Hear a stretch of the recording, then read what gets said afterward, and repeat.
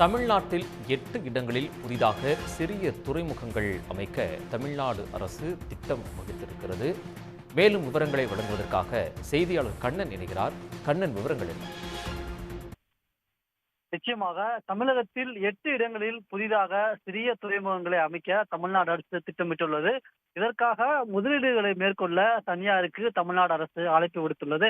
அதன்படி பார்த்தோம் என்றால் செங்கல்பட்டு மாவட்டம் முகையூர், பனையூர், விழுப்புரம் மாவட்டம் மரக்காணம், கடலூர் மாவட்டம் சிலம்பிமங்கலம், மயிலாடுதுறை மாவட்டம் வானகிரி, நாகை மாவட்டம் விழுந்தமாவடி, தூத்துக்குடி மாவட்டம் மணப்பாடு, குமரி மாவட்டம் ஆகிய பகுதிகளில் இந்த கடற்கரை பகுதிகள் அடையாளம் காணப்பட்டது. இந்த கடற்கரை பகுதிகளில் துறைமுகங்களை உருவாக்க தனியார் முதலீட்டாளர்களுக்கு அழைப்பு விடுக்கப்பட்டுள்ளது. அவர்கள் தெரிவிக்கும் விருப்பத்தின் அடிப்படையில் அவர்களுக்கான அனைத்து வசதிகளும் செய்யப்படும் என்று தெரிவிக்கப்பட்டுள்ளது. குறிப்பாக கூற வேண்டும் என்றால் 30 வருடம் முதல் 99 வருடம் வரை நீண்ட காலத்துக்கு குத்தகை வழங்கப்படும் என்றும், இந்த இடங்களில் சுற்றுலா, கப்பல் கட்டுத்தளம், கடல் உணவு சார்ந்த உற்பத்தி உள்ளிட்ட பல்வேறு தொழில்கள் தொடங்கும் வகையில் அவர்களுக்கான வசதிகள் செய்யப்படும் என்று தமிழ்நாடு அரசு சார்பில் தெரிவிக்கப்பட்டுள்ளது.